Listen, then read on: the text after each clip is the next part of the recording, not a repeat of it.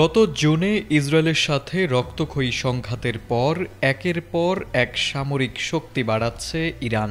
সম্প্রতি ইরানের আকাশসীমায় মিগ-29 যুদ্ধবিমানের আগমন আন্তর্জাতিক মহলে আলোড়ন সৃষ্টি করেছে। বিশ্লেষকদের মতে এটি রাশিয়ার সরবরাহ করা সম্ভাব্য নতুন চালানের অংশ হতে পারে, যদিও আন্তর্জাতিক কোনো স্বতন্ত্র সূত্র এটি নিশ্চিত করেনি।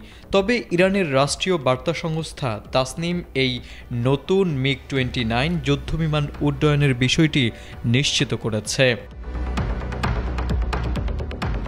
ইরান কয়েক বছর আগে থেকেই রাশিয়ার কাছ থেকে প্রাথমিকভাবে প্রায় ৪৮টি Su-35S সিরিজের যুদ্ধবিমান সংগ্রহের আগ্রহ প্রকাশ করে আসছিল।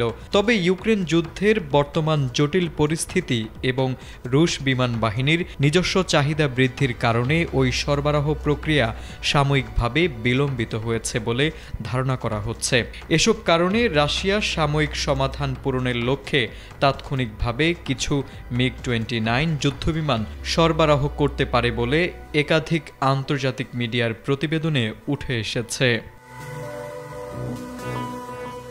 সম্প্রতি ইসরায়েল ও ইরানের মধ্যে স্বল্পমেয়াদী সংঘাতে ইরানের আকাশ প্রতিরক্ষা ব্যবস্থার কিছু সীমাবদ্ধতা আন্তর্জাতিক বিশ্লেষকদের দৃষ্টি আকর্ষণ করে। সংঘাতের সময় ইরানের বেশ কয়েকটি প্রতিরক্ষা ব্যবস্থা অস্থায়ীভাবে কার্যকারিতা হারায় বলে বিভিন্ন রিপোর্টে উল্লেখ করা হয়। একই সময়ে দেখা যায় ইরান তার নিজস্ব প্রযুক্তিগত সক্ষমতাকে কাজে লাগিয়ে ইসরায়েলের বিরুদ্ধে বিভিন্ন ধরনের কমব্যাট ড্রোন, ক্রুজ ও ব্যালিস্টিক মিসাইল হামলা পরিচালনা করে, যা দেশটির স্পষ্ট উচ্চ স্তরের সামরিক ও প্রযুক্তিগত সক্ষমতা প্রদর্শন করে।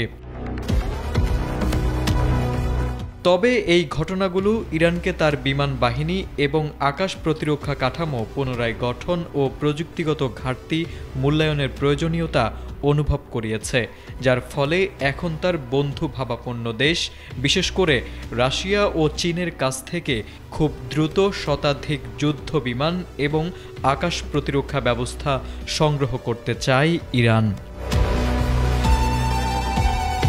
বিশেষজ্ঞদের মতে মধ্যপ্রাচ্যের জটিল নিরাপত্তা বিন্যাসে ইরান বহু বছর ধরে নিষেধাজ্ঞা ও বিভিন্ন চ্যালেঞ্জের মুখে থেকেও নিজস্ব প্রতিরক্ষা কাঠামো বা সামরিক সক্ষমতা সফলতার সাথে বজায় রাখতে সক্ষম হয়েছে। আর এর পাশাপাশি অতি সাম্প্রতিক যুদ্ধ থেকে অভিজ্ঞতা নিয়ে দেশটি আকাশ প্রতিরক্ষা শক্তিশালী করার দিকে আরও বেশি মনোযোগী হয়ে উঠেছে। তারেক আজিজ, এটিএন বাংলা।